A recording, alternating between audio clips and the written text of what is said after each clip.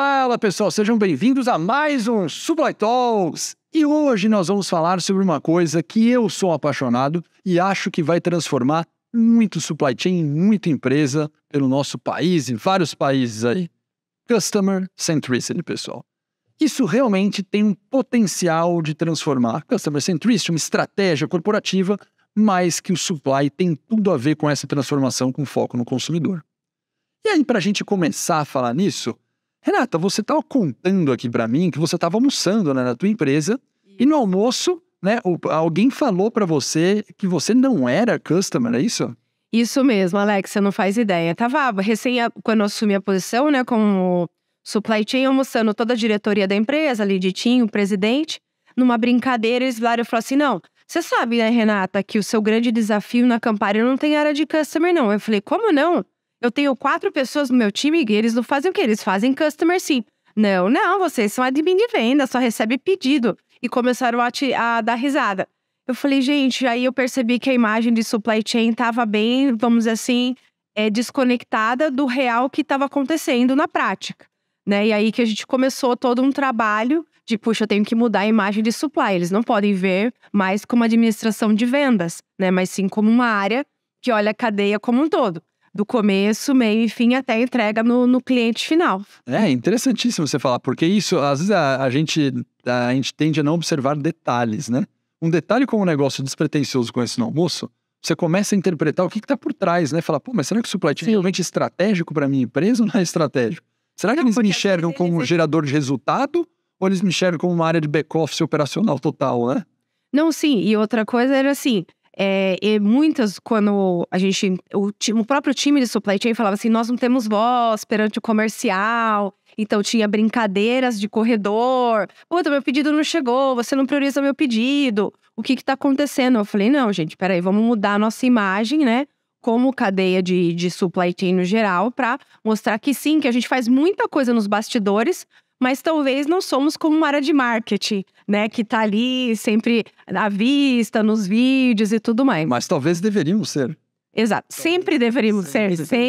Sempre. E conta um pouquinho, quem é essa Renata que já teve essa percepção no começo do teu projeto lá na Campari? Legal. Hoje eu sou responsável, sou diretora executiva de supply chain, então cuido toda a operação da Campari do Brasil. Para quem não conhece, a Campari é uma empresa de bebidas, né, que leva várias marcas, então o famoso Campari, Aperol, Skyy Vodka, e eu cuido de toda a cadeia de supply chain, tá sob minha responsabilidade. Desde a parte de compras, planejamento, demanda, manufatura, logística, qualidade, inovação, a gente tem toda a cadeia aí, dentro da minha responsabilidade. Muita gente nesse momento deve estar com inveja, né? Perguntar se você testa muito a qualidade do produto lá. Vocês testam? A gente testa, sim. Principalmente porque a área de inovação, Alex, está sob minha responsabilidade. Então, eu tenho que participar de todos os testes dos produtos. Muito bom, muito bom. E para bater um papo com a gente, né? Para falar sobre a estratégia de customer, Léo, seja muito bem-vindo. Obrigado. Conta um pouquinho o que você tá, inclusive, num projeto, né, com a Campari, o que você enxerga do Customer Centricity Supply e a tua bagagem. Bom, antes de tudo, agradecendo vocês aí, lembrar que dentro desse projeto da Campari a gente não participou de nenhum teste de inovação, de nenhum... Não, mas é que durante o período não pode. Acho que estava no escopo, tudo bem, mas fica... No próximo contrato você já pode boa revisão. Na revisão, é isso. Mas nós somos uma consultoria, a nossa consultoria chama Connection Consulting, tá? Eu sou um dos sócios da consultoria. Nosso papel é desenhar a estratégia de operações das empresas, então dentro de uma estratégia de negócios definida, o nosso papel é desdobrar ele até o nível operacional. Desde projetos de malha, estratégia, SNOP, até realmente implantação da operação. E aí, dentro dessas idas e vindas, a gente acabou conhecendo o pessoal da Campari e a gente acabou fazendo um projeto super bacana aí de Customer Centricity, alinhado, acho que a experiência que a gente teve em vários outras indústrias e varejo que a gente tem conversado. Perfeito. Vamos fazer uma pergunta ainda sem entrar no projeto da Campari, uma pergunta de mercado. Já faz muito tempo que a gente fala de SNOP, aí surge o IBP, tem gente que é polêmico, se o IBP e SNOP é a mesma coisa ou não vou entrar na polêmica, é uma releitura na minha visão, que entra finanças, mas já entrava na SNOP, enfim. Mas, cara, SNOP e IBP são coisas, eu tô falando de 10 anos, assim, tranquilo, que as empresas já estão firme e forte com isso. Então, não é uma tendência, é uma realidade de muita empresa que está correndo atrás. Surge, para mim, mais forte, apesar de já ter tempo, muito forte nos últimos 5, 6 anos, a questão de transformação, né, de supply 4.0. E para mim, mais recentemente, tipo 2, 3 anos, que começa a ter mais projetos de customer centricity, integrado, inclusive, com essa questão do supply 4.0. Essa é a minha leitura. Mas para você, na prática, pedido de cliente, projeto que você tocou, qual que é o percentual nessas esferas que eu dei? Fala, não, até hoje eu toco muito mais projeto de S&OP, de planejamento, de logística, network design, e poucos de Customer Centricity. Visão de mercado tua com projetos reais. É raríssimo você ter projeto de Customer Centricity. Tá bom. Mas ao mesmo tempo ele vira objetivo. Perfeito. Então geralmente a demanda é eu preciso fazer um network design. Beleza, o network design. Você faz bastante, por exemplo. A gente faz bastante network. Preciso desenhar além de desenhar a minha malha, eu preciso implantar e ter um prazo tal. Fala, não, mas por que você precisa ter esse prazo? Não, porque quando você vai reagindo e vai perguntando, você começa a amarrar a estratégia e começa a entender o direcionamento para Customer Centricity. Entendeu? Então é muito mais ainda a visão de olhar o meio do caminho e não saber o que eu quero no final. E a gente percebe isso, e por mais que você tenha falado que S&OP, IBP e tudo mais seja uma coisa antiga, ela é antiga para empresas muito estruturadas. Perfeito. O que a gente percebe no mercado é que existe uma enorme mesmo, dificuldade de utilização das ferramentas, de aplicação do S&OP e tudo mais. Então tem um mar ali de oportunidades de melhoria que impactam diretamente no Customer Centricity. Então, o que a gente percebe assim é que o pessoal não vem com uma visão de preciso de um projeto de Customer Centricity, eu preciso melhorar a minha operação. E aí, de alguma forma, isso acaba caindo no Customer Centricity. Perfeito. Não é ele como pilar de essência central do projeto. Exato. E sim como do tipo, preciso melhorar meu SLA. Então se eu vou melhorar o meu SLA, significa que eu tenho foco no cliente. Exatamente. Fazer bem. Mas é meio secundário e não como pilar essencial. E às vezes ele precisa desenhar uma malha e ele não precisa de um prazo. Então não necessariamente ele está fazendo o processo de Customer Centricity. Perfeito. Então ele acaba esquecendo algumas realidades do que seria necessário. Ou seja, o meu benchmarking pelo seu benchmarking está coerente, né? Ainda tem poucas empresas que estão realmente colocando esse pilar como essência e remodelando. É isso aí. E aí, conta então, da onde surgiu essa ideia como o Customer Centricity como pilar, né? Dentro da Campari e fala, isso vai ser o diferencial de transformação do meu supply. Dentro do supply. E aí, conta a sua visão do que é Customer Centricity também, que eu acho legal. Hoje, eu acho assim que dentro das empresas a gente tem que olhar muito todo, a cadeia end-to-end. E o Customer Centricity traz muito essa visão, onde você passa a conectar as pessoas, os processos e as áreas. Então, para mim, essa visão é muito importante dentro das empresas hoje em dia. Você deixa de trabalhar como silos para trabalhar num grande grupo. Perfeito. Entregar um resultado único, né? E isso foi o que a gente tentou fazendo na Campari. Então, quando a gente olhou e falou, nossa, ADM de vendas, sem voz em supply chain, sem visibilidade do que a gente faz, a gente falou, opa, a gente tem que construir uma estratégia. Uma grande estratégia que é olhar para o todo. O que eu entrego de melhor para a companhia e como eu faço isso refletir dentro dos nossos clientes e lá do consumidor final, né?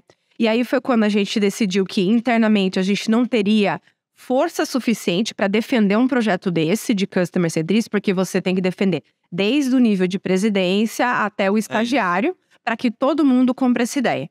E aí foi quando, em algumas conversas com a diretoria, a gente falou, vamos contratar uma consultoria que, primeiro, ela vai avaliar a maturidade que hoje meu supply chain tá, né? Então, dentro da metodologia, a gente olhou, eu quero chegar no Customer Centricity, mas eu tenho um caminho, é uma jornada para eu chegar nesse caminho. Então, primeiro eu tenho que avaliar meu as-is, como que eu tô nesse nível de maturidade, como que estão os meus processos, como estão as minhas pessoas, como está a minha integração com as outras áreas. Isso também, Alex, para você entender, eu não construo um processo de Customer Centricity sem olhar para um S&OP, uma demanda, porque isso vai impactar na minha manufatura, na minha disponibilidade de produto no meu CD e tudo mais. Então, foi olhando daí que partiu a ideia desse projeto, né? Aí a gente chamou a Connection, né? O Léo participou desse projeto junto com a gente, tinha um time de projeto, e a gente partiu exatamente desse princípio. Então, vamos olhar com a maturidade de supply chain de processos, depois vamos olhar o seu processo de S&OP,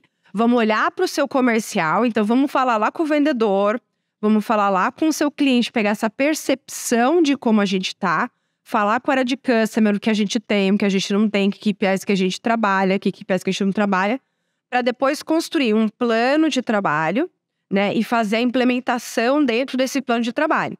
É uma jornada, a gente tá nesse processo desde novembro do ano passado, né? E aí colhendo alguns já resultados nesse Q1 de 23. Perfeito. Pra quem não sabe, a gente grava, né? Vai ter gente assistindo aqui daqui 5 anos, 2030, quem sabe, tem alguém assistindo a gente aqui. Mas foi de 2022. Abril de 23, nós estamos aqui fechando quase maio de 23. Isso, e a gente já começou... Novembro de 22, né? Isso. Então foram 2 meses, novembro e dezembro, desse gap análise, né? Depois, claro, que teve as reuniões de alinhamento, porque além de você projetar, fazer o projeto, você também precisa alinhar depois os seus acordos. Então, é sentar a área comercial, área de supply, área de marketing, área de finanças e falar, tá todo mundo acordado numa priorização de cliente? Porque vamos supor, dentro da cadeia de suprimentos ou de supply, nem sempre você tem todo o produto para todos os clientes. Então, como que você prioriza isso? Como que a sua área de customer, na hora que ela receber esse pedido, quem ela vai priorizar primeiro? E isso é uma coisa que a gente não tinha antes. E quando a gente traz isso para a mesa, a gente começa pelo melhor nível de serviço. Então, eu entrego mais pontualmente, eu paro de pagar multas, né? Que muitos que estão assistindo a gente sabem que para eu entregar num key account, num Carrefour, numa Amazon, num Pão de Açúcar, no Mercado Livre, se eu não entregar às 10 horas da manhã daquele dia como está agendado, eu tenho alguns pênaltis ou às vezes a minha carreta até volta. E o meu todo esse custo de logística. Por isso que eu falo, quando a gente pensa customer centricity, que é uma palavra que está muito em alta, muitas empresas pensam só no consumidor. Eu recebi o pedido, entreguei e fechei o processo. Só que não. Se você não entregou quando você precisava, da maneira e na quantidade correta, você pode impactar toda a cadeia de novo. Perfeito, perfeito. Esse gatilho dessa semente de chamar, né, na Conexo como consultoria, fazer o projeto, surgiu com você, eu digo, supply, né, da Campari, ou o Customer Centricity é uma estratégia corporativa que veio, por exemplo, da presidência ou de outras matrizes, outros filiais, e falou o seguinte, não, olha, o diferencial de mercado nosso versus o nosso concorrente, não de supply, mas cara, a gente precisa ter um foco voltado para o cliente para a gente se diferenciar de outros players. E com isso, gerou o projeto no supply. Qual que é a ordem dos fatores? Então, na realidade, a ordem começou. Brasil, supply chain começou, né? Então, né, surgiu da ideia eu e o presidente conversando no one-to-one que a gente tinha. Ele falou, eu falei, Guto, eu tô com umas ideias da gente trazer uma consultoria, na questão da gente olhar tudo isso, implementar um customer centricity que eu vejo que hoje a Campari não tem, né? Esse redesenho e tudo. Ele falou, não, legal, mas sozinho a gente não vai conseguir, então vamos trazer uma consultoria, né? E uma consultoria teria que ser um pouco de tailor-made. Tem muitas consultorias que implementam isso, mas o tamanho do Brasil hoje, Campari, a gente não podia ir para grandes consultorias, porque a gente tinha que olhar um pouquinho todo, né? Porque tem muitas, você vai encontrar no mercado várias consultorias que fazem esse trabalho, mas é o by the book. Ele não vai lá na minha operação, vai olhar, enfim. Então isso também a gente pensou muito nessa questão na escolha da consultoria. E hoje, respondendo a sua outra pergunta, a Campari Group, ela não tem o foco Customer Service, nem Customer Centricity, mas ela tem muito mais o foco Supply Chain, IBP, S&OP. O Brasil, ele tá sendo pioneiro nisso, tá virando como referência, para depois a gente talvez fazer o rollout dessa desenho de processo, KPIs, para as Américas, onde o Brasil está inserido dentro da região de Américas, né? Perfeito. Porque dentro do grupo, que é um grupo italiano, na Europa, eles têm muito módulos de customer automático no SAP, mas não chega ao nível de cliente, de falar com eles, sentar numa reunião mensal, mostrar os relatórios, como que foi minha performance de entrega, quantos produtos eles pediram, quanto eu entreguei, quantas caixas, enfim. Então a gente está virando um pouquinho do pioneiro dentro de Américas, desse projeto. E o grupo, ele tem sim algumas iniciativas, mas como o Brasil ele ainda é pequeno, ele é um país, vamos dizer assim, o segundo ou terceiro para implementar. Então, o que a gente acordou nesse projeto, que acho que é legal todo mundo saber? A gente não pode mexer tanto em sistemas, então a gente ficou um pouco frozen em termos de automatização, como algumas empresas já têm, que seria o ideal para nós. Exatamente por conta do global. Como você trata uma empresa global, ele falou, você pode fazer processo, revisar processo, só que não mexe no sistema nesse momento. Integração com SAP, que é um caso mais complexo, enfim. Então, a gente acabou olhando o processo, já se preparando para quando vem a automatização. Perfeito, perfeito. O que você... Vou fazer uma provocação agora, né? Muita gente talvez vai ouvir e vai puxar a interpretação do que você está falando para o negócio. Bom, o que ela falou é o seguinte, eu tenho o OTIF, on time in full, né? Se eu tenho meu time full controlado e tá bom, então eu sou o Customer Centricity. A minha provocação é, por que que não é isso, Customer? Por que que Customer Centricity é maior Sim. do que o OTIF? Ele é muito maior porque você vai olhar desde a sua cadeia, quando você discutiu numa reunião de planejamento de produção, junto com vendas, o que ia vender.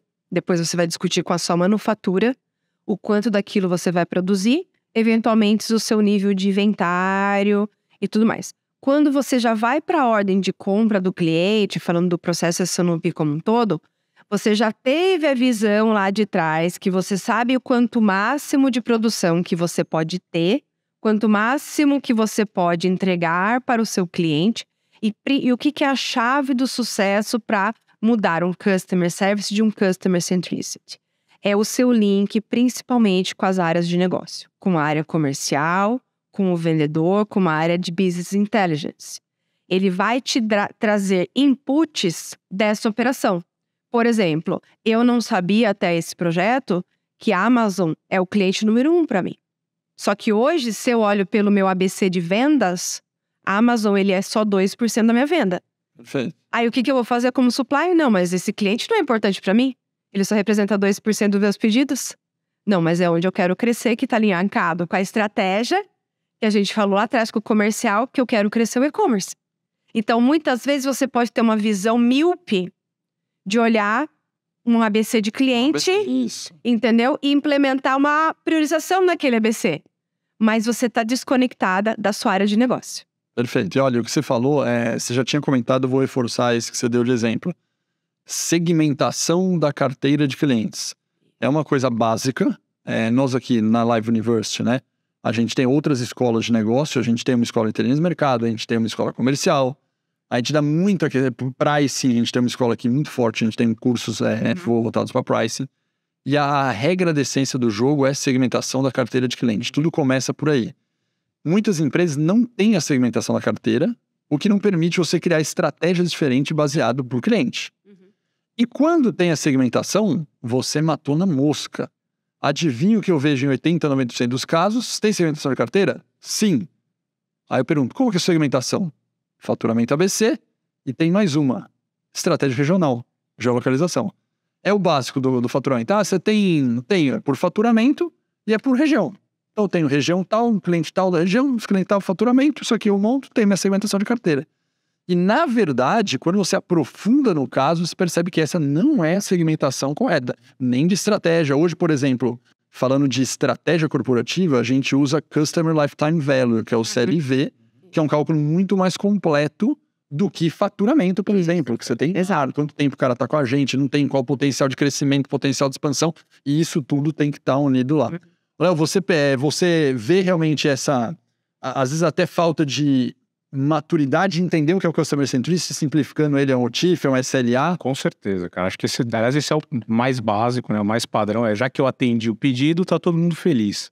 Eu acho que uma das coisas que até no projeto da Campari ficaram muito claras foi essa abertura de porta para ouvir o cliente também. Então eu acho que não é simples, além de todo o mecanismo interno que foi criado, toda a estratificação dos clientes, segmentação, estratégia para cada segmentação que foi criada, o fato de você poder interagir com o cliente, não somente apresentando indicadores, porque uma coisa, eu vou lá bater na porta e vou apresentar os meus números, ele vai falar dos deles, tem multa, não tem multa, todo mundo sai feliz e acabou. É diferente de você chegar e falar, cara, eu tenho um problema de produção talvez no mês que vem, como é que a gente consegue estabilizar isso?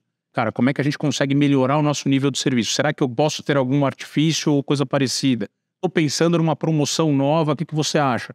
E você começa a abrir a guarda para ouvir realmente e pensar na cadeia como um todo. Pô, isso eu consigo fazer se eu tiver uma produção de tal tipo. Então, você começa a trazer ideias. Eu acho que quando você abre um pouco a guarda para conseguir conversar e sair da linha de medição de indicadores, você está indo para a linha do Customer Centricity. Perfeito. Entendeu? Mais colocado. Para mim, você tem uma estratégia, por exemplo, já de relacionamento, troca de informação mais próxima com o seu cliente adequado. Mas, acredito eu, uma pergunta aqui, que isso já tem a ver com a segmentação da carteira. Com certeza absoluta. O que eu quero dizer com isso? Puxa, você vai pegar na segmentação, você tem Na sua segmentação tem quantos clusters? A gente chama de cluster, né? A gente tem mais ou menos 5 clusters. 5 clusters. 5 clusters. 5 grandes grupos. 5 grandes. E para cada um dos 5 grupos, eu acredito que tem tratativas diferentes de priorização, enfim. Perfeito. Por exemplo, só dando um exemplo, né? Pegando o gancho que o Léo comentou. Por que o Customer Centricity diferencia só de um Customer Service?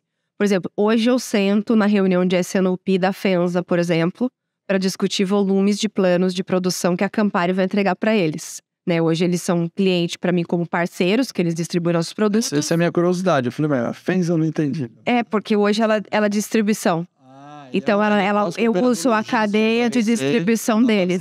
Exatamente. E aí eu participo das reuniões de S&OP deles com essa visão de Customer Centricity, onde que ele vendas vai criar toda a estratégia, route to market, e supply chain já vai entrar falando, olha, Sky Vodka nesse segmento, eu vou te dar tantas caixas para você vender. Ou eu tenho uma oportunidade que chegou uma importação de Negroni.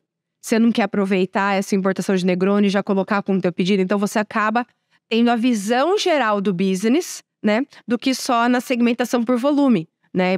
Hoje, minha prioridade, vamos dizer assim, a última prioridade seria um cash and carry. Que se você segmenta...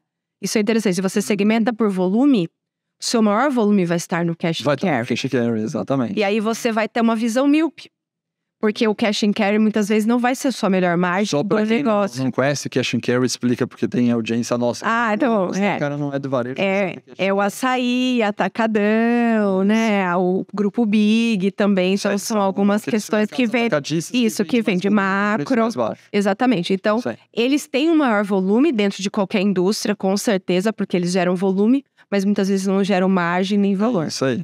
E aí, por isso que quando você só olha por segmentação pedido, isso é só um cuidado que as pessoas que têm um pouco essa área sobre a responsabilidade têm que olhar agora na visão do todo também da empresa. Boa, então, Léo, só voltando, a lógica nessas, por exemplo, de 5 grupos, 5 clusters que criou lá, você não vai fazer essa entrevista, esse bate-papo, esse relacionamento íntimo com o cliente com 5 grupos.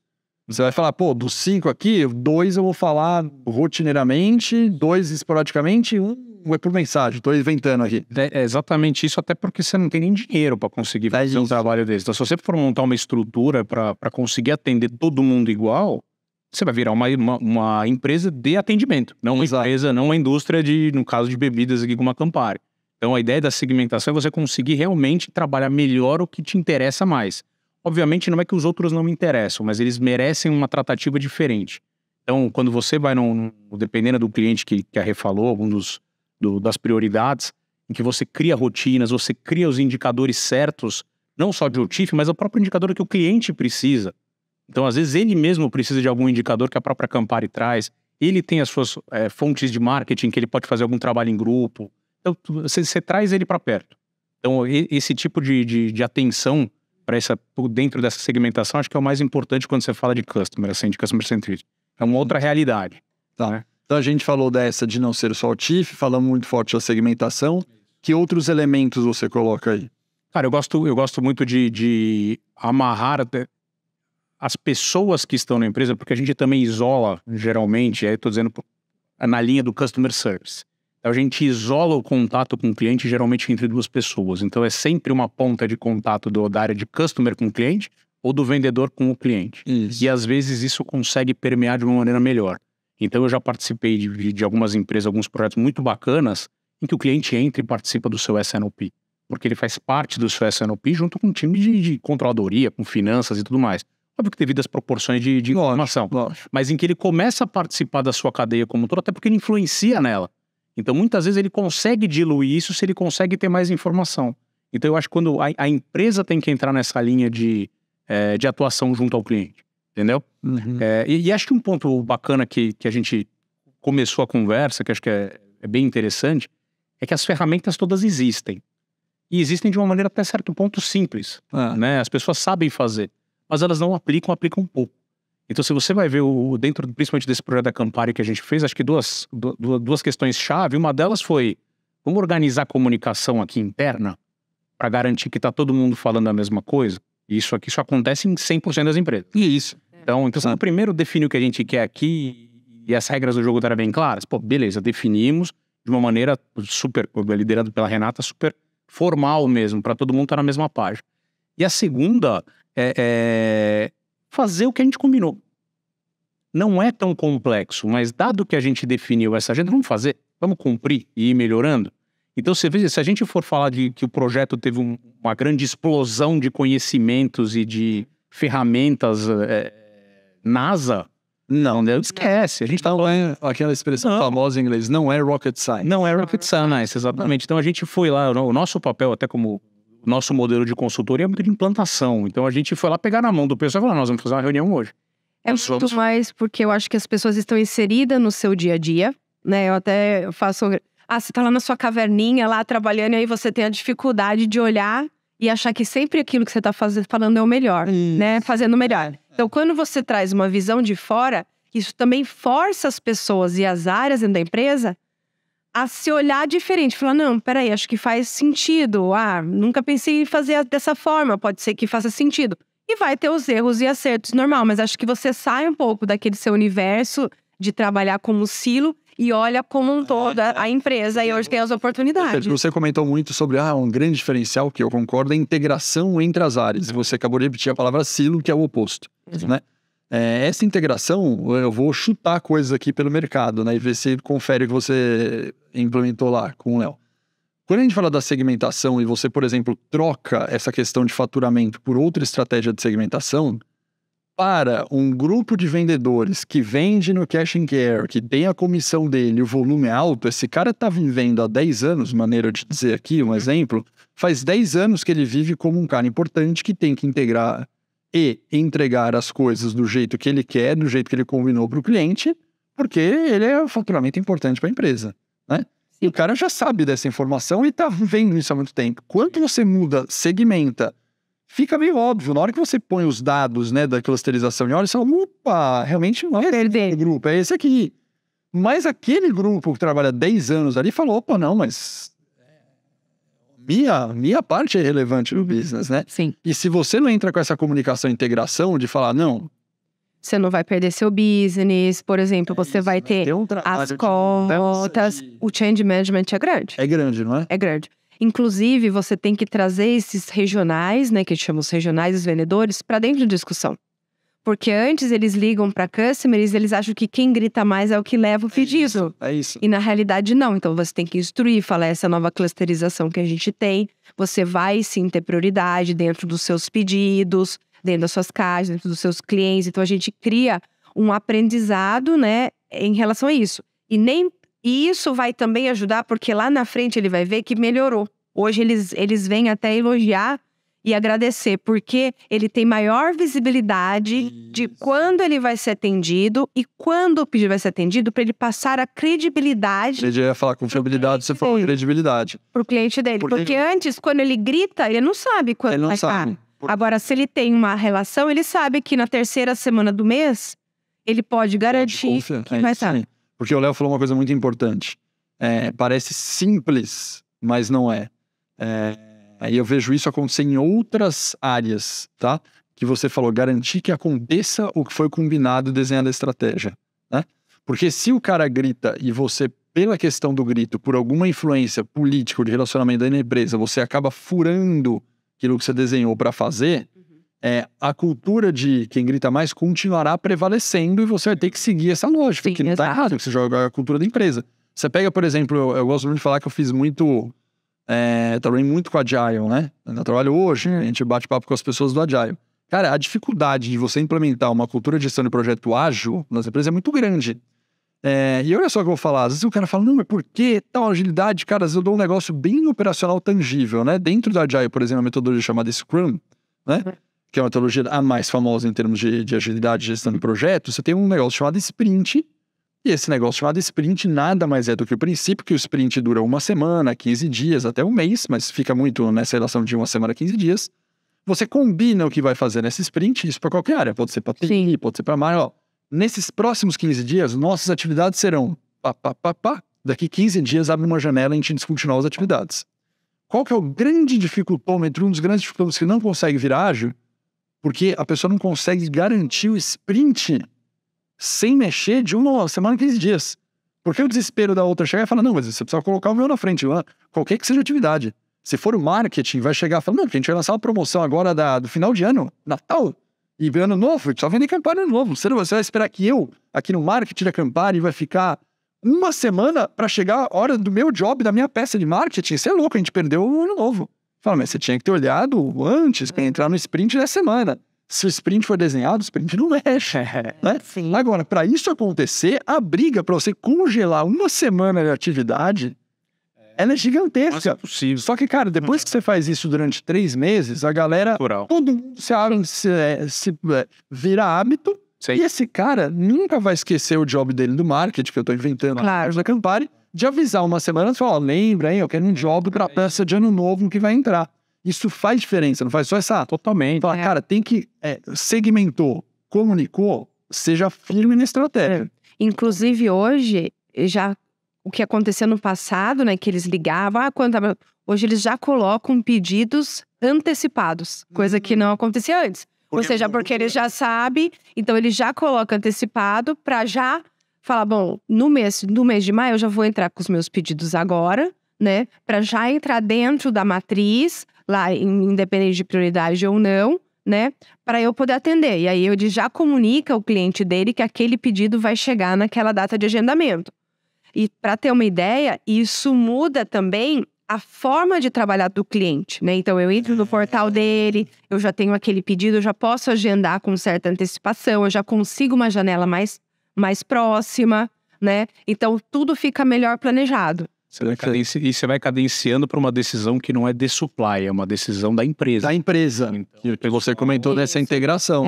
então não é mais a decisão do time da Renato, a decisão de quando vai ser entregue. A empresa tomou uma decisão de que vai trabalhar ligado com essa estratégia a partir de agora. Então a decisão é nossa. Isso. E um outro ponto é porque você vê que em algumas empresas o Customer Service ele pode estar embaixo de Supply Chain, ou ele pode estar embaixo de um financeiro, ou embaixo de uma própria área de vendas. Isso. Quando você vai para uma visão de Customer Centricity, é como se ele fosse um grande pilar da empresa. Da empresa, é isso. Onde todas as áreas estão conectadas. É isso aí, perfeito. Só que essa questão de cultura, você estava falando dessa questão de colocar o pedido com antecedência. Olha que case, isso já faz tempo, hein? Faz uns 4 anos atrás. Um case que me chamou a atenção foi de um case de um grande player hospitalar, né? E tinha tem a farmácia do hospital, né? E tem os médicos, né? Sim. Que você entrou com o paciente tá lá, por exemplo, no quarto, no UTI, na enfermaria, X. O médico vai lá, passa no quarto e vai receitar um remédio para o paciente. Como funciona essa operação logística no hospital? O básico, o médico vai lá, passa a receita, no que o médico passa a receita, eles passavam em papel, escrevia a mesma receita, mandava para alguém, uma enfermaria, vai lá na farmácia central do hospital, pega o remédio e volta com o remédio para dar para o paciente. Sem mistério nisso aqui. Nesse player hospitalar, sabe quanto era a taxa de devolução do remédio voltando para a farmácia central? 55%. Significa o seguinte, se a gente fosse traduzir isso para uma lógica industrial, é como se o forecast dele, ele errasse, ele só acerta 45%. 40%. É quase, ou sim ou não. É assim, É quase a moeda, velho. É quase a moeda. Aí você fala, cara, mas aonde tá, meu? O médico foi no quarto, pegou, escreveu a receita, passou, o cara trouxe, toma o remédio. Qual é a dificuldade? Sim. Qual é a dificuldade? E aí, o case começaram a investigar o motivo disso acontecer.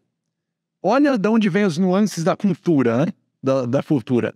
O médico, sabendo que a farmácia errava ou demorava para mandar o medicamento, o médico com medo de deixar o paciente sem medicamento, o que o médico faz?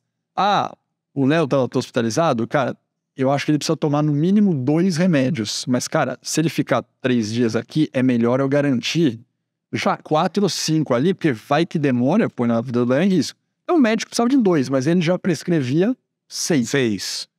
Ia pra farmácia, até voltar e falar, cara, eu já garanto que o Léo não vai ficar sem remédio. Aí a enfermeira controla e não dá no negócio ali. Aí tinha a letra do médico, que ia pra farmácia, o cara da farmácia não entendia a letra, mandava o remédio com a máquina errada. Aí tinha a troca, não sei o quê. Mas o percentual maior era na cultura do médico de mandar medicamento do efeito chicote gigante. Lindo efeito chicote, cara, dentro do hospital por causa disso. Como que eliminou isso aí? Foi para um prontuário digital, elimina esse problema de letra, agilidade, tal. Organiza essa farmácia de maneira diferente e começa a trabalhar cultura como elemento central do projeto e falar, médico, não peça. Não precisa, eu vou te entregar. Investimento dobrado, tô conseguindo te entregar o negócio. Não peça onde que eu não tô conseguindo te entregar o negócio. Mas é o mesmo exemplo, não é? Mesma Sim, coisa. mesma Olhando para outra É a mesma coisa. É que a gente imagina quando você fala de hospital, inserir a visão de logística e de supply dentro de um hospital não é comum, É. né? Então você tem uma visão meio de almoxarifado ainda, né? Cara, é impressionante. Eu tô comentando com isso que o ramo hoje hospitalar deu um salto positivo nos últimos 4 ou 5 anos, vocês não imaginam. Se eu pegasse grandes hospitais, os melhores do Brasil, e a gente olhasse logisticamente a operação, para quem de indústria iria para um hospital há 5 anos atrás, você fala, não. Tá de brincadeira. Esse tal hospital incrível é isso na logística interna. Lógico, atendi o paciente, o paciente tá lá, mas era eu, o médico, o remédio. Era só no tempo todo. Cara, aí, sabe o que fez muitos hospitais? Contrataram heads, né, de supply da indústria para o ramo hospitalar. Então mudou a cultura. Tem vários dos grandes hospitais do Brasil hoje que os heads de operação são ex-indústria e não médicos e não cara do hospital. Justamente para quebrar a cultura, trazer o percentual, trazer o negócio para dar uma evoluída na maturidade. Exato. Né? Agora, Rê, para você falar isso da confiabilidade, precisou ter visibilidade para ter essa confiança no time do comercial e nas outras áreas. Para isso, exemplos, vocês colocaram, por exemplo, torre de controle dentro desse projeto. Isso, na realidade a gente criou, né, alguns dashboards, né, que a gente chama das nossas torres de controle dentro de... Então a gente tem a visibilidade quando o pedido entrou, né, quando ele vai ser atendido, se eu tenho estoque disponível ou não, né, se já foi agendada aquela carga com o cliente. E aí a gente tem esse dashboard que é um único, toda manhã a gente solta para todo o time comercial. Ele cria dentro do Power BI alguns filtros, onde ele vai lá, ele filtra por regional, até chegar no nível de cliente e loja. Perfeito. Porque eu entrego em diferentes tipos de loja. Então ele vai lá, eu quero saber o atacadão da loja de Manaus, quando vai chegar a minha entrega. Ou se ela já foi agendada ou não. Se ela não foi agendada, eu consigo avaliar o porquê que ela não foi agendada, ou porque não chegou a mercadoria no meu CD ainda, ou porque ela está em trânsito, ou porque o transportador falhou. E dentro desse... tipo, mini torre de controle, vamos dizer assim, eu consigo ter a árvore de perdas, que é um pouquinho o que você falou.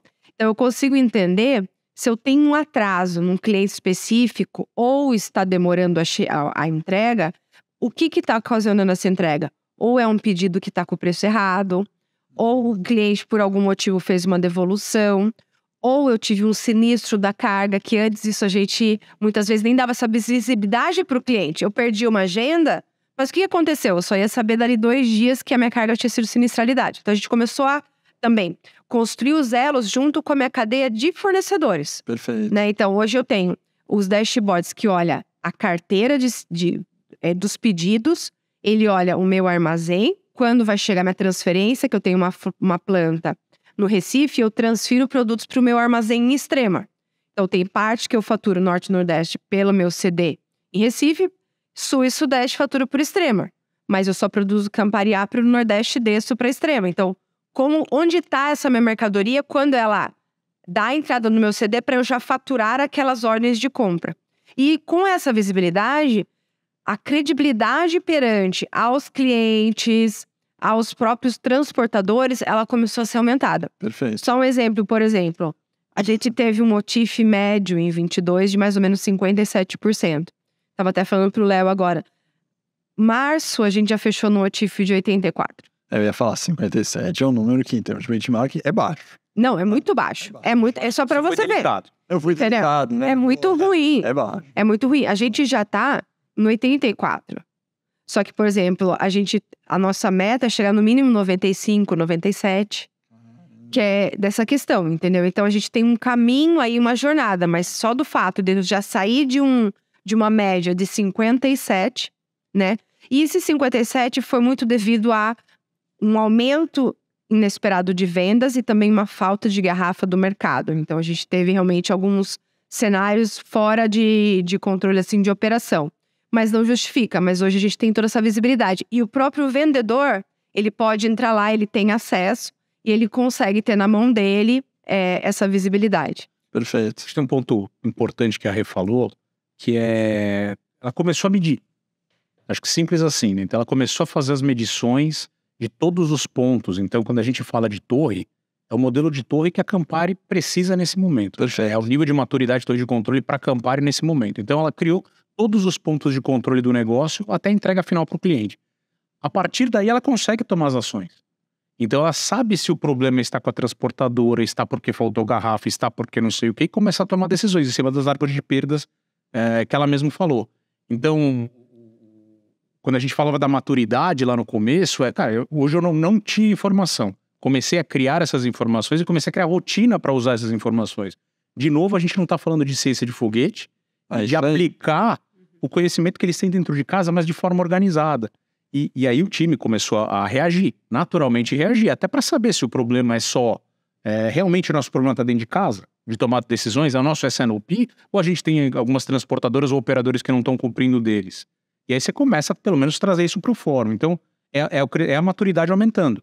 Perfeito. Então, as informações vão chegando e a maturidade da cadeia vai aumentando. É isso aí. A ponto de lá na frente falar, agora eu preciso automatizar isso de uma forma em que eu não tenha mais que ficar criando o dashboard. O dashboard vai se criar sozinho. Né? Então é a maturidade que a gente... Perfeito. O que você falou a gente falou de clusterização aqui, né? De agrupamento de clientes. E é impressionante que a mesma lógica, no outro nível, se faz para agrupamento e cluster de problemas. Sim. Você faz um cluster, agrupamento de problemas chaves que levam aquele indicador no inteiro. O velho e bom Pareto. O velho e bom Pareto dos problemas. E é impressionante como não é feito. Não. Na maioria das empresas, você fala, não é feito. E dá trabalho. Eu vou falar por mim aqui. Lógico, o meu é serviço. Mas é curioso, porque eu implementei aqui na live, né, junto com o time, há muito tempo atrás, eu implementei, imagina, nós é aula, né? A aula. Cara, eu implementei o SNOP aqui, cara. Você não sabe. Você o que tem a SNOP de aula? Tudo a ver. Tem curso que fecha a turma e que não fecha a turma. Cara, aí eu preciso alocar professor ou não alocar professor? Eu preciso comprar passagem ou não preciso comprar passagem? Preciso desenvolver material ou não preciso desenvolver material? Então eu tenho um SNOP aqui, claro, clonado com o da indústria, que eu faço aqui dentro. E aí o interessante foi, eu tenho muitas coisas similares que me dá trabalho. Então, por exemplo, chamado de aluno. Cara, é louco, porque a gente tem uma área de Customer Experience aqui. Tá? Em vez de ter secretaria, né? Nós somos mais de celular, a gente tem Customer Experience, não secretaria. Muito lá. Então tem o Customer Experience, que tem que prover experiência para o aluno e não responder chamado, porque senão vira secretaria, né, das universidades tradicionais. Muito que bem. Cara, para esse time aqui, que atua no dia a dia, né? Para o operador que atua no dia a dia, para ele classificar, para ele chegar e falar, opa, vou dar um exemplo bem genérico. Cara, a gente está atendendo um chamado atrás do outro de vencer o meu boleto e eu preciso de um novo boleto. Só para dar um exemplo bem idiota. Que o aluno fala, cara, mas por que não gera um boleto digital com vencimento se o cara clicar?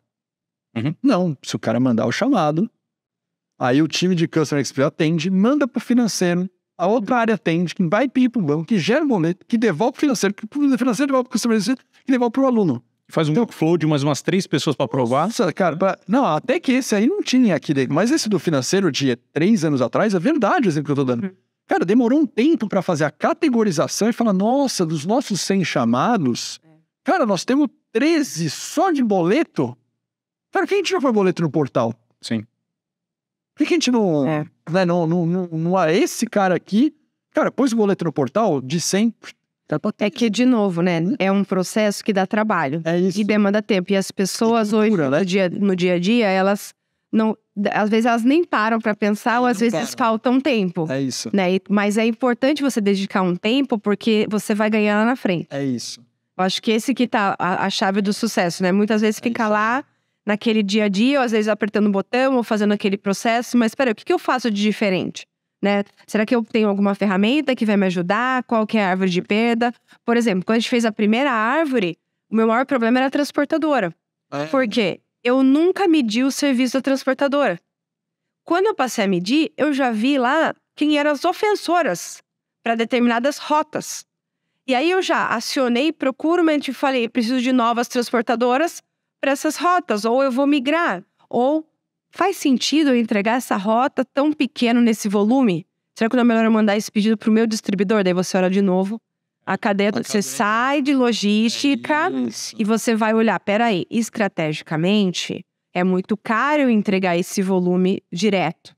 Mas eu tenho distribuidores, tenho Coca-Cola, enfim. Então eu vou migrar esse pedido para ser atendido para um outro. Então, isso também é uma outra diferença quando a gente fala do Customer Centricity, olhando a cadeia como um todo. Então, eu já começo a fazer sentido de fechar todas as arestas e ganhar até mais eficiência na cadeia end-to-end. Então, poderíamos dizer, Léo, que nesse olhar de Customer Centricity, a gente teria uma periodicidade de olhar e fazer mudanças nos meus processos e no meu modelo com mais frequência baseado no resultado do meu cliente do que uma cultura que não é Customer Centricity. Faz sentido essa minha afirmação? Totalmente, porque se você tá na linha do Customer Service e não só de Customer Centricity, você trabalha reativo.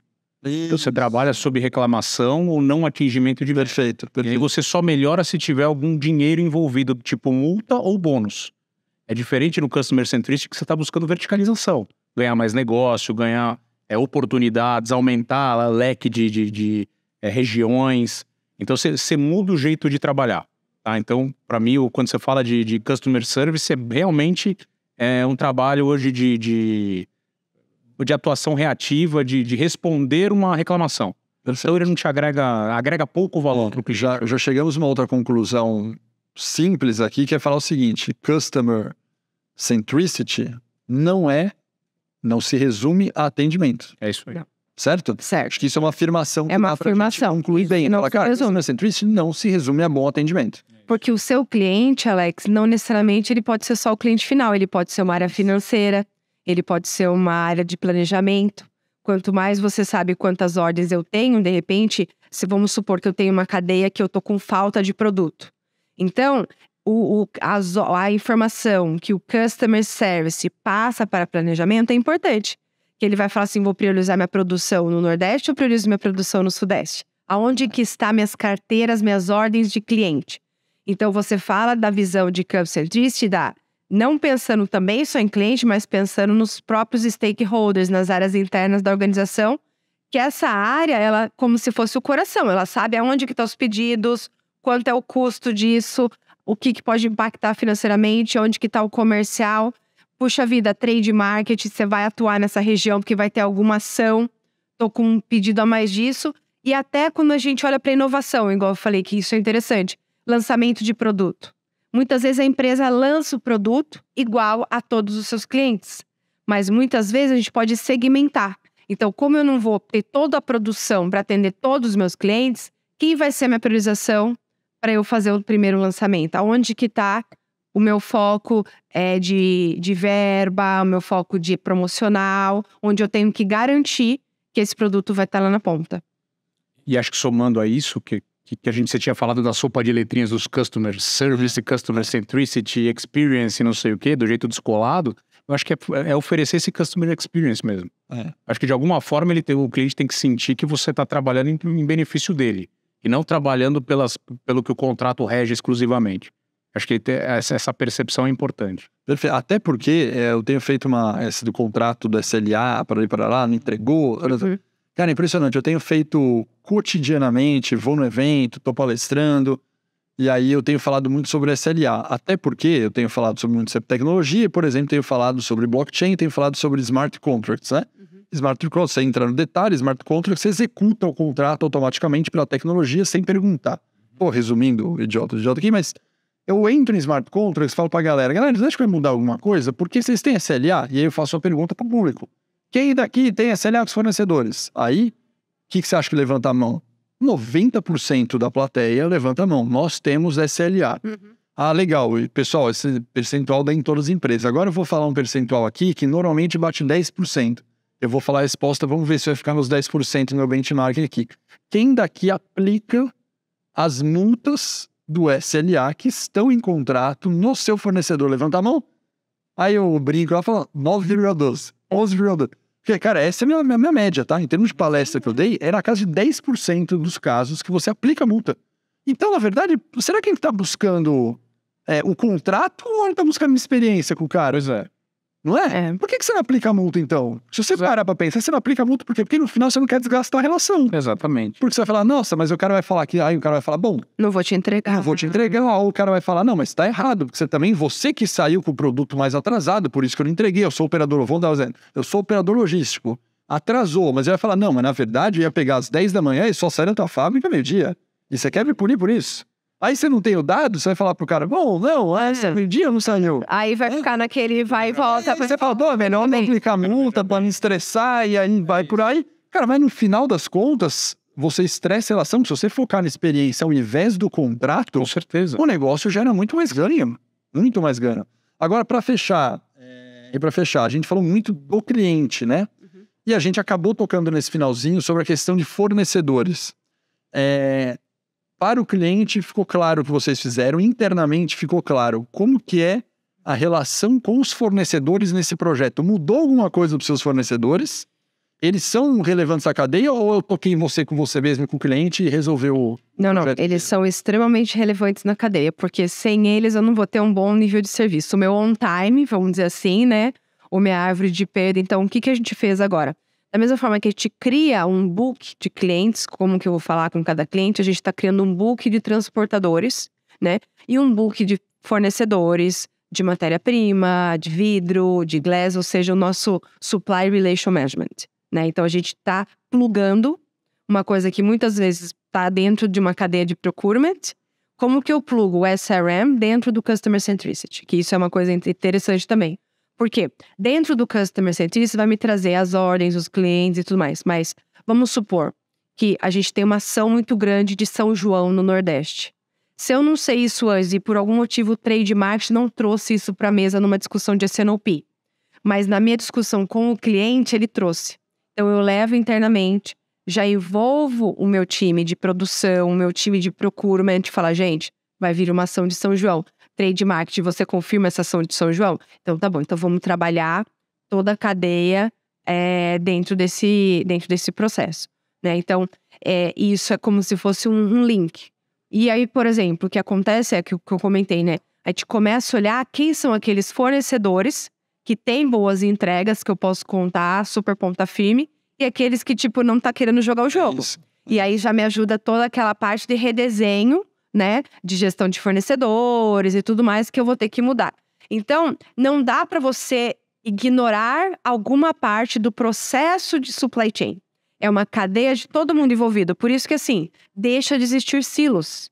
Deixa de existir silos. Então, eu não tenho que a sua área não fez, a outra área não fez, impactou. Não, tá todo mundo com um propósito único, né? Que é a entrega no tempo certo, na data certa, um melhor custo para o cliente final e para entrega de resultados dentro da empresa. Porque a área tem que também estar feliz, a área comercial, com esse processo, a área financeira, que eu não tô gastando tanto, né? A própria diretoria, o presidente que tá fazendo com que essa cadeia rode, né? A parte de marketing também. Tá. Uma pergunta de curiosidade para fechar. Resultados, né? Você já comentou alguns resultados, por exemplo, dentro do time. Então, a gente já tem vários resultados muito positivos desse projeto. Isso. Mas eu tenho uma curiosidade de resultado que talvez não seja mensurável, mas pelo menos que seja alguma percepção. A área comercial, não me fala, puxa, tá mais confiável, não. A área comercial já percebe um diferencial de venda? Essa é uma pergunta, eu sei que é difícil a pergunta, mas é curiosidade, porque ele já percebe credibilidade, Sim. Pode ser que seja mais fácil, mas ele tá percebendo um diferencial de venda ou não? Você chegou... Então, por exemplo, um diferencial de venda, ele percebe que tem mais visibilidade de que ele tem o produto que ele pode vender mais. Então, eu já começo, por exemplo, antes o que não acontecia. Ele vendia Dreyer ou Sinar ou Aper ou a Deus dará. Ele não tinha visibilidade de quanto eu tinha estoque. Então, o que ia acontecer? Ele cancelava o pedido.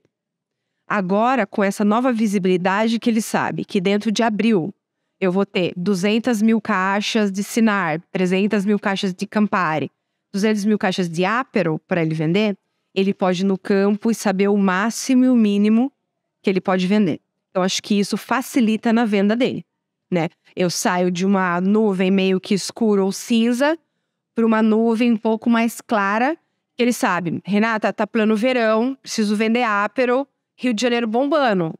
Desce mais Aperol para Extrema. Meu foco vai ser Rio. Então, acho que isso ajuda também na performance de venda. Porque o vendedor consegue trabalhar melhor a sua estratégia com os clientes. Perfeito. Muito bom. Agora, a gente vai encerrar. Chegamos no momento de perguntas ping-pong, certo? Perguntas surpresa ping-pong aqui. A pergunta eu vou fazendo uma para cada um, beleza? Ai. Tá As bom, perguntas vamos são lá. fáceis, mas são difíceis, certo? Primeira pergunta, vou começar com o Léo, depois vou para você. Léo, uma frase de impacto que você gosta. Frase de impacto? Pode não ser impacto. Uma frase que te marcou de alguma maneira. Você fala uma frase que eu falo pra minha equipe, uma frase que eu acredito, uma frase. Excelente pergunta, hein? Frase de impacto.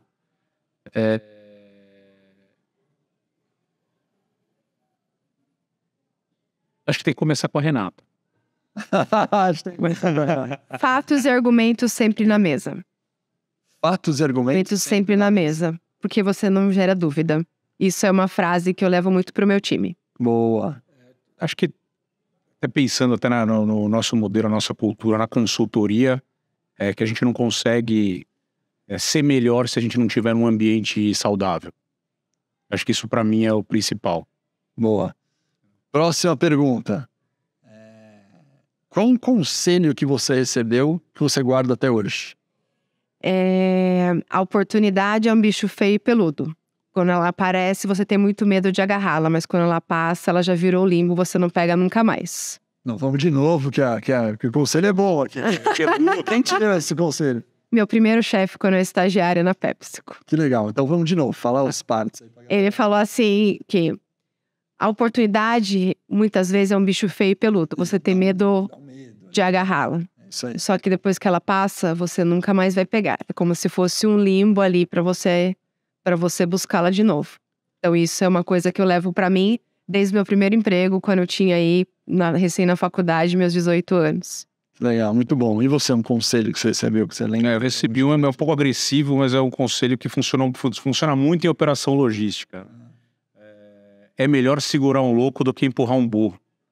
Né? Então é melhor você pegar alguém que está com garra, no gás, e você direcionar o esforço e fazer com muita vontade, do que ficar empurrando as pessoas para criar vontade, criar gás. Então acho que até pelo perfil das pessoas que a gente contrata, que a gente trabalha junto, para mim isso é muito, muito claro. Eu concordo, no geral eu concordo. E quando você está em operações, eu trabalhei muito tempo com operação logística em armazém, centro de distribuição, gerenciando centro de distribuição, e operações muito nervosas, e aí você precisa tomar decisões de até que ponto eu preciso, que tipo de pessoas eu preciso ter do meu lado, né? E aí você precisa trabalhar mais ou menos nessa linha. Boa, muito bom. Só vale uma. Só vale falar Tá bom. uma competência. Se você pudesse recomendar para alguém da sua equipe, para alguém da família, qualquer lugar, filho, qualquer coisa. Uma competência que todos devem dominar. Atitude. Atitude. Tá numa linha parecida até com a frase do Léo. Você acha que Atitude. Atitude e querer fazer. Porque se a pessoa não tem atitude, seja ela, não espere os outros falar o que você tem que fazer. Tenha atitude e faça você. Ou mude alguma coisa. Então, isso eu considero muito em entrevista, com o meu time, enfim, que quando a pessoa se mostra muito mais aberta, ter atitude, a propor coisas novas, isso com certeza tem um grande diferencial. Ou seja, é melhor os loucos, né? Melhor segurar os loucos do que empurrar. Ou seja, é melhor pegar o bicho peludo feio. Sim, exatamente. Atitude, vai lá. Exatamente, vai lá, pega, não tenha medo. Se der errado, estamos todo mundo no mesmo barco, mas não tenha medo de mudar, porque muitas vezes também você vai pegar um chefe que é um pouco mais resistente, um pouco mais a mudança, enfim. Mas tem que ir pedrinha por pedrinha, ir lá e não desistir, né? Então não perder a sua essência, né? Ter sempre essa sua atitude de querer fazer e de querer mudar. Muito bom. Uma competência que todos devem dominar, Léo. Não sei se é dominar, cara, mas eu acho que é alguns motivos de algumas trocas de empresa que eu tive e tal, acho que é a questão da idoneidade. Porque você falou da questão de trazer para a família também, eu sou muito na linha de que a parte técnica você busca, né? Então, eu acho que a questão de atitude talvez seja perfil, né? Talvez é difícil, mas talvez seja perfil, mas a questão de idoneidade me dá uma impressão de que é uma escolha, né? Então, eu acho que isso para mim seria um valor, não digo nem só uma competência. E hoje, só complementando, Léo, hoje a maior dificuldade que a gente tem, né, e os jovens que nos escutam, né, que muitas vezes eles têm o hard skill, mas eles não têm o soft skill. Então, só uma dica que o soft skill hoje conta muito dentro das empresas. E conta. Aquela clássica, pra mim é clássica demais, cara, que a gente ouve há muito tempo e continua válida. Você contrata por hard skill e demite por soft skill. Exato. Né? Exato. Se você fizer um percentual em cima dessa frase, você vê que o percentual bate, né? Cara, eu vou chutar aqui, varia de empresa para empresa, tá? Mas, cara, você demite ali tranquilamente 70, 65, 70, 80% por soft skills, hein? Por algum comportamento, por falta de atitude, por falta de verdade, que o cara não fez, que o cara não propôs o seguinte, que o cara não foi, o cara é resistente à mudança, que o cara não aguenta estresse, que o cara não fala diversidade, porque o cara reclama pra caramba. E não porque não necessariamente fala, nossa, ele não conseguiu fazer o cálculo lá no meu Power BI da torre de controle. Não é por isso, né? O cara não conseguiu fazer o cálculo do TIFF. Cara, normalmente não foi por isso. Foi porque ele não olhou o TIFF que ele tinha que olhar, não ligou e não decidiu. Não sei. Não perguntou. Não perguntou. Exato. É muito louco. Pra fechar, é a última pergunta aqui. O que você durante muito tempo acreditou ser verdade e você mudou de opinião? Fala, nossa, eu tinha certeza disso aqui e agora eu mudei. Eu achava que a metaverso, inteligência artificial estava muito longe e que isso nunca viria a acontecer. Mas é uma realidade. E é uma realidade que agora, hoje, eu me pego pensando como que eu implemento um metaverso, uma inteligência artificial dentro da cadeia de supply chain. Hoje ainda ela está muito marketing, customer, CCM, enfim, mas e dentro de supply? Como que eu levo isso, né, para algumas cadeias? Então, acho que quando alguém me falava isso há 10 anos atrás, enfim, eu achava meio que bullshit, que isso nunca ia acontecer, né? E hoje é uma realidade que a gente tem que olhar, principalmente, assim, a nova geração e como as empresas se comportam perante a esse novo... É um novo mundo, vamos dizer. Adorei essa colocação. Sabe por que eu adorei? Porque, como eu falo, palestra o tempo todo, né? E tô palestrando. A gente é old school, entendeu? A gente tem que ir para uma nova escola. Eu palestro sobre supply 4.0, transformação digital em várias áreas, já faz muito tempo, já faz mais de 5, 6 anos que eu falo sobre isso. E há muito tempo eu tenho repetido a seguinte colocação. Pessoal, eu tenho uma palestra de profissional do futuro. Como que você, como profissional, se prepara para o futuro, né? E eu tenho repetido, 5 anos que eu repito a mesma coisa, né? E a coisa é a seguinte, pessoal, tenha cuidado, porque o mundo está mudando, a tecnologia está entrando fortemente e a tecnologia vai substituir pelo menos metade das suas atividades que você faz. Isso eu tenho falado há muito tempo. Só que eu tinha uma pequena explicação quando se aprofundava na palestra, que eu falava o seguinte. Por quê? Porque, por exemplo, os RPA, as inteligências artificiais hoje, elas substituem tudo que é automático de operação. Isso vai ser substituído. Então, se você tem que emitir um pedido, olhar o cliente, olhar isso aqui, cara, você põe tudo isso, RPA, inteligência artificial, e ela faz. Então, hoje, tudo que você faz de operação, de automação, de processo, vai ser substituído. Por isso, se especialize em ser criativo, se especialize em criar, porque isso aí cabe ao ser humano. É isso que agora, se alguém me perguntasse, que eu acabei de perguntar para você, eu falo, pessoal, eu mudei de opinião, agora eu já vejo uma maturidade para IA criar. Sim. E ela não criava. E na minha palestra eu falava, não, nós criamos. E a máquina opera, ela automatiza as coisas. Já era, essa minha afirmação já foi pro saco. E a minha nova aprendizado dessa minha pergunta, que é muito ligado com a sua, galera, a partir de agora, a máquina o que eu faço criando. E o que eu faço para... Tá sendo criativa, generativa, que chama o negócio, né?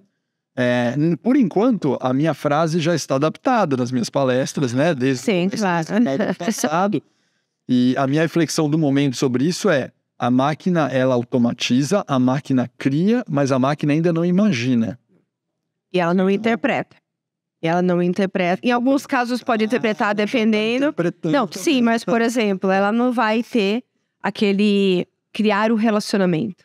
Sim. Né? Porque ainda tem muito. Então, assim, como que eu coloco dentro do metaverso, de uma experiência, do meu consumidor, da minha marca, né? Mas ali, tem alguém ali por trás criando, né? Ela vai estar criando, mas o relacionamento de conversar, de explicar, eu acho que isso também é muito valioso. Muito. Porque a sacada disso aqui, qual que é a diferença dessa palavra criatividade e imaginação? Criar, o que a máquina está fazendo hoje com o IA, com o ChatGPT e todos os players parecidos com o ChatGPT? Ele se baseia em dados históricos.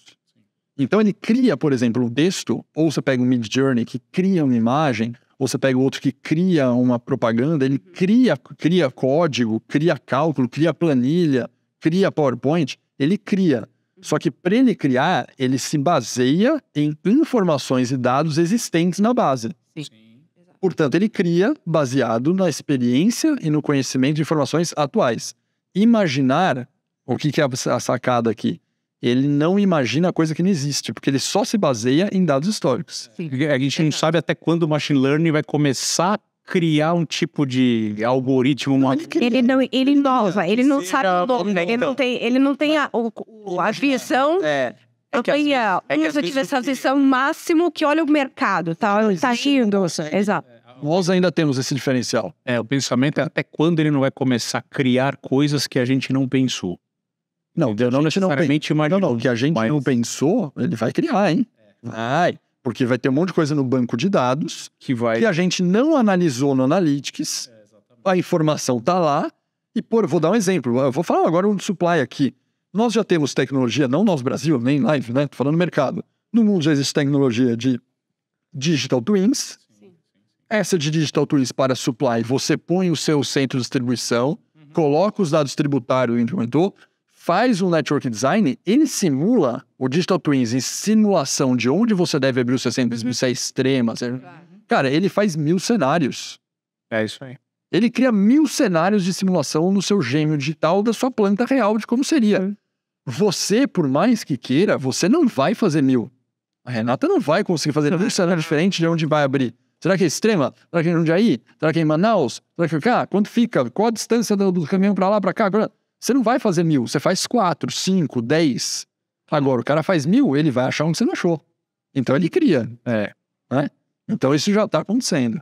Mas eu adorei a tua frase do que você mudou de opinião. Eu também mudei de opinião recentemente sobre isso. E a tua? O que você recentemente mudou de opinião? Ela não é a mesma coisa, mas ela tem até uma certa associação, que é quando você sai do que existe de empregos tradicionais. E aí eu lembro ouvir pessoas até mais velhas do que nós falando, não, engenharia é coisa do passado. Você não pode mais estudar isso.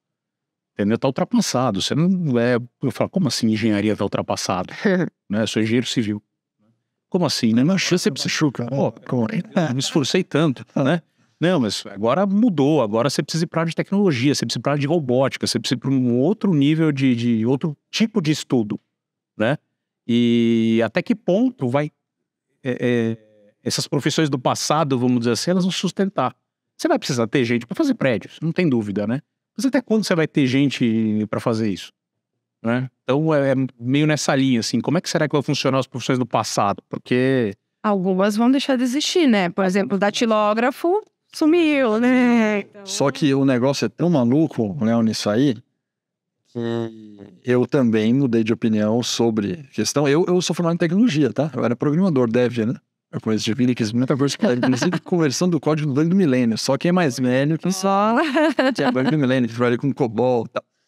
Mas eu ainda eu tenho um filho de 12 anos, sempre fala, se perguntar pro meu filho o que vai fazer. Eu falei, não sei, mas meu filho tem que aprender a programar, né?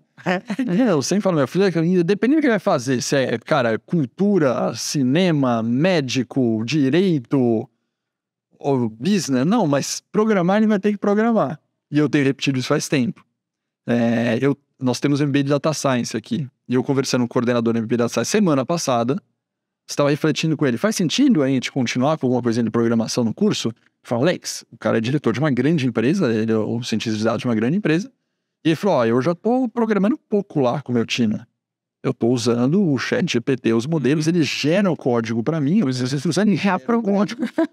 E o código gera sozinho, eu rodo o algoritmo de IA em cima do código que ele me criou. Então, eu já estou tirando a galera do code. Quer dizer, o cara que programa, com o cara hoje que é o cientista de dados de uma grande empresa, já está falando, cara, eu já estou tirando o code. Pois é. Então, cara, a certeza que eu tinha, que eu falo, não, meu filho, eu sei que vai ter que aprender programação. Não sei. Esse código já está gerando sozinho, entendeu? É muito louco o que a gente está vivendo. É uma fase de disrupção muito grande. Mas acho que dominar tecnologia e pensamento crítico, dominar, entender tecnologia, data analytics, esse cara é fundamental, né? Sim. Indiscutível. Eu fico pensando, você falou que tem um filho de 12 anos, eu também tenho uma de 12 anos, em algum momento ela vai falar, vou prestar o vestibular. Qual que vai ser sua dica? Isso vai ser difícil. Vai ser difícil, qual que é a sua dica? Se ela não for médico, é dificílimo. E olha lá.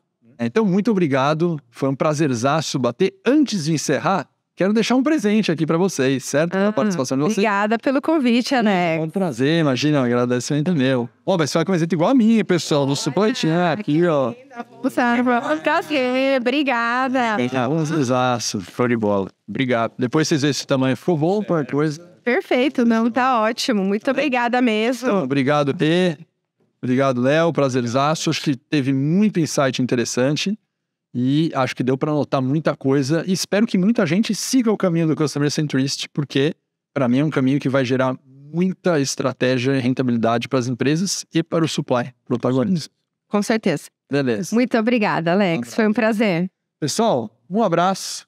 Quem gostou, compartilhe. Pode compartilhar via Spotify, YouTube, Google Podcast, o que quiser.